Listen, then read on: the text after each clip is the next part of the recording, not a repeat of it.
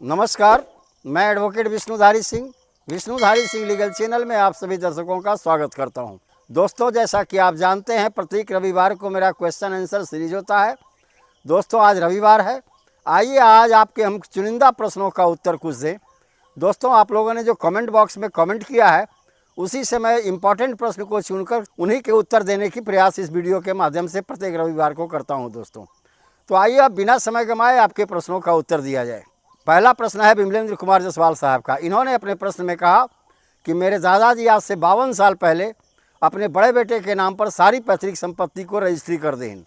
52 साल के बाद अब क्या वो रजिस्ट्री कैंसिल हो सकती है, जबकि रजिस्ट्री के बारे में जानकारी मुझे अभी हुई है।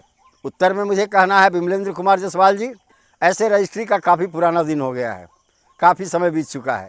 लेकिन अगर आपको उसकी जानकारी अभी हुई है, तब आप जाकर सिविल कोर्ट में टाइटल पार्टीशन कम डिक्लेरेशन सूट का मुकदमा करें और उसमें ऑर्डर 6 रूल 7 के अंदर में एक्सप्लेनेशन दें कि आप 52 साल के बीच में आपको जानकारी कैसे नहीं हुई।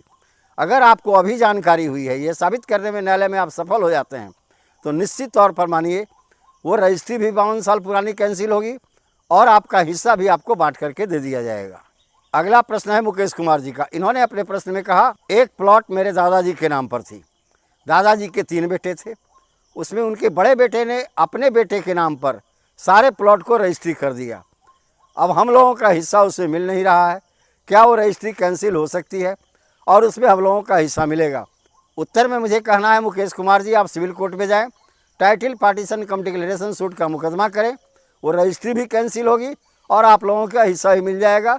क्योंकि कानून कहता है पैतृक संपत्ति को कोई पिता या दादा या कोई व्यक्ति किसी एक व्यक्ति के हाथ से बेच नहीं सकता, उसमें सबों का शेयर निर्धारित होता है। दोस्तों, अगला प्रश्न है पुष्पेंद्र कुमावत जी का। इन्होंने अपने प्रश्न में कहा कि मेरा वकील मुझसे कहता है कि मेरे दादाजी की जो संपत्ति थी, दादाजी के मरने के बाद दादी जी जिसे चाहें वो गिफ्ट कर सकती हैं या मेरे चाचा जी को भी गिफ्ट कर सकती हैं, चाहे संपत्ति निजी हो या पैतृक हो। क्या ऐसा हो सकता है सर? उत्तर में मुझे कहना है पुष्पेंद्र कुमावत जी, गलत बोलता है आपका वकील। आपका वकील आपको गलत राय दे रहा है। जब संपत्ति पैतृक थी, दादाजी की थी, तो दादी जी को कोई अधिकार नहीं है कि वो पूरी संपत्ति को अपने किसी एक बेटे के नाम पर गिफ्ट कर दें। अगर वो ऐसा करती हैं तो वो रजिस्ट्री या गिफ्ट पेपर उनका कैंसिल हो जाएगा। दादी जी अधिकार से ज़्यादा जाकर काम नहीं कर सकती। अपने वकील से ये बात कह देंगे आप। अगला प्रश्न है बचनेश कुमार जी का। इन्होंने अपने प्रश्न में कहा कि मेरे दादाजी के 4 पुत्र हैं, लेकिन दादाजी ने अपने 3 पुत्र के नाम पर अपनी पूरी संपत्ति को, जो पैतृक संपत्ति थी, वसीयत कर दिया। मैं सबसे छोटा पुत्र था, मुझे कुछ नहीं मिला। अब मुझे उस संपत्ति में क्या हिस्सा मिलेगा?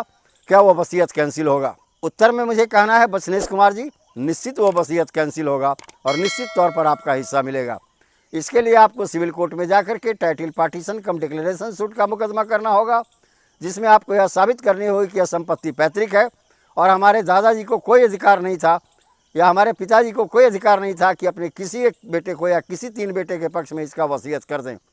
चूँकि वसीयत वही के संपत्ति की जाती है जो उनकी निजी होती है, निजी हिस्से की होती है। यह वसीयत पेपर कैंसिल कर दिया जाएगा और आपका हिस्सा आपको दे दिया जाएगा। अगला प्रश्न है संजू सिंह का। इन्होंने अपने प्रश्न में कहा कि मेरे ससुर के पास जो संपत्ति है वह पैतृक है, लेकिन उन्होंने मुझे हिस्सा न दे करके अपनी सारी संपत्ति अपने दूसरे पुत्र को लिख दिया। क्या मुझे उसमें हिस्सा मिलेगी? मैं उनके एक पुत्र की विधवा हूँ। संजू सिंह जी, मुझे कहना है निश्चित तौर पर आपको उसमें हिस्सा मिलेगा। कोई पिता कोई अधिकार नहीं है कि कोई भी पैतृक संपत्ति को किसी एक बेटे को रजिस्ट्री कर दे। आप जाएं सिविल कोर्ट में, टाइटल पार्टीशन कम डिक्लेरेशन सूट का मुकदमा करें, किया गया रजिस्ट्री भी कैंसिल होगा और आपका हिस्सा भी आपको निकाल कर वापस दे दिया जाएगा। अगला प्रश्न है क्विक जी के साहब का। इन्होंने अपने प्रश्न में कहा कि मैंने एक ज़मीन बेचा, ज़मीन लेने वाले ने एक चेक के माध्यम से मुझे पैसा दिया था, वो रजिस्ट्री पर उसका नंबर चढ़ा है, लेकिन जब मैं चेक को कैश कराने के लिए बैंक में गया तो उन्होंने अपने पेमेंट को स्टॉप करवा दिया। ऐसी परिस्थिति में मुझे अब क्या करना चाहिए? उत्तर में मुझे कहना है जी के साहब, अगर आप चाहते हैं रजिस्ट्री कैंसिल कराना, तो अभी एक नया जजमेंट पास हुआ है ऑनरेबल सुप्रीम कोर्ट से। उस जजमेंट का नाम है केवल कृष्ण बनाम राजेश कुमार। इसके अनुसार अगर किसी भी बिके हुए या विकृत किया हुआ ज़मीन का पैसा नहीं मिलता है तो निश्चित तौर पर ऐसी रजिस्ट्री को कैंसिल कर दिया जाएगा। क्योंकि कोई भी व्यक्ति जब ज़मीन बेचता है तो उसका कीमत उसे मिलना चाहिए। बिना प्रतिफल का कोई भी बिक्री शून्य होता है। ट्रांसफर ऑफ प्रॉपर्टी एक्ट का धारा 54 यही कहता है। इस तरह दोस्तों, आज का यह क्वेश्चन आंसर सीरीज यहीं पर समाप्त होता है। अगर आपको यह क्वेश्चन आंसर सीरीज पसंद आया तो आप इसे लाइक करें, सब्सक्राइब करें। धन्यवाद दोस्तों। अब विशेष अगले वीडियो में।